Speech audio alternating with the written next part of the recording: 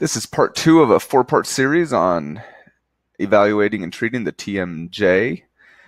This section is on dental treatments. Treatments that are often performed by dentists include appliances, medication, surgery, and injections.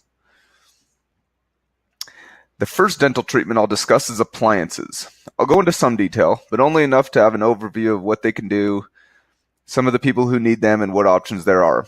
A few significant points include they're called by a few different names. This is very important as you're reading things and listen to people talk. They understand that a lot of these names are all the same thing that they're talking about. They're appliances, splints, orthotics, bite guards. They're often used interchangeably. Some are only worn at night. Some are worn both night and day. Both can be quite inconspicuous. There are hard and soft ones, but hard are more effective. These should rarely be used in isolation, but normally best used in conjunction with physical therapies. Splints can be broadly categorized into covering the bottom mandibular teeth or top maxillary teeth.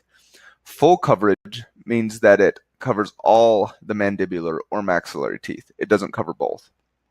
Partial coverage means it only covers part of the teeth. That can be at the back or the front. Full coverage is either repositioning or stabilization. Repositioning has a primary goal of improving the condyle disc fossa relationship with the goal of progressing to a stabilization appliance. Stabilization appliances are used for myogynous or arthrogenous pain. Partial coverage, in which a common one is a nociceptive trigeminal inhibitor, or a lot of people call them NTIs.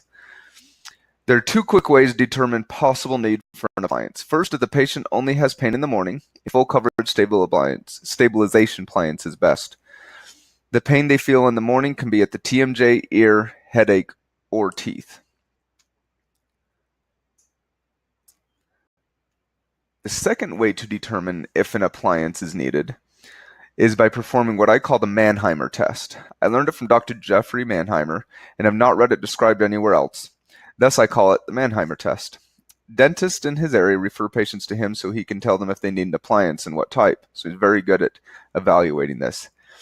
With this test, you start by placing one tongue depressor on each side of the mouth, as shown in the pictures here.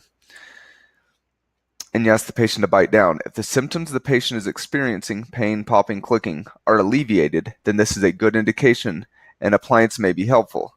If needed, this can be built up to 3 tongue depressors. So if it decreases those symptoms they're having, it's a positive test. The patient will then practice opening and closing their mouth at home, holding an equal number of 1, 2, or 3 tongue depressors on each side as shown. I like to have them do this at least 100 a day.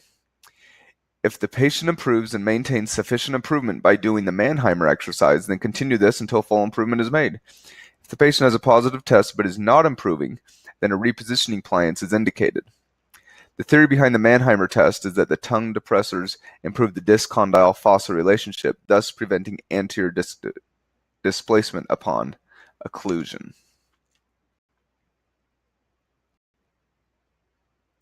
On the right, you can see a maxillary repositioning appliance. So it goes on the maxillary teeth, the top, and it's a repositioning appliance. So again, it's to improve the disc-condyle fossa relationship. It goes on the maxillary teeth for this one that you see here, and it is pretty discreet. On the left, you can see a flat plane mandibular appliance. Flat plane means that there is no ramp or slope, so it is not a repositioning appliance. It is a stabilization appliance. As you can see on the bottom picture, it goes on the mandibular or bottom teeth, and it is also pretty discreet. Stabilization appliances are not intended to permanently change the position of the disc or any other jaw structure. A stabilization appliance purpose is to decrease pain. Having the flat plane full coverage arch on the teeth can help the TMJ rest in a more comfortable position and reduce muscle activity in the muscles of mastication.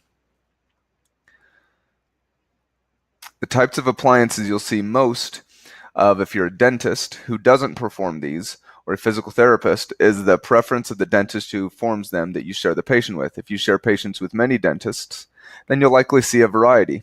If you get them referrals from only one, you'll see their favorite. For the dentists all depend on where, for the dentist determining which one to use, it'll depend on where they did their training, if they've ever done any research that challenges their initial education on appliances. There are a variety of appliances and reasons for using each. Sometimes there's sound reasoning and sometimes it's poor. Unless you're creating them or able to recommend the type, then you don't have to know everything about them. You do want to know the types that patients will talk about and the reasons why the patient may have it. You should also ask the patient if they know why they have the appliance. This may tell you what the dentist was thinking. You can then research potential complications or other options if necessary for that specific appliance. You may also suggest a second opinion from another dentist. A key takeaway with appliances is to remember that hard stabilization appliances are often helpful and have minimal adverse side effects. This section is about occlusal adjustments. These are also known as occlusal equilibration, onlays, inlays, overlays. And this means reshaping of the teeth. This is irreversible. This may be indicated if a patient has symptom relief while using a repositioning appliance but is unable to have lasting results without the appliance. However, progressing to using occlusal adjustment should be the rare exception, not the rule. It is irreversible. Inevitable progression to occlusal adjustment in the 1970s and the 1980s, and while still sometimes taught, strong research has shown that it is not appropriate. All right, here's our pharmacology section.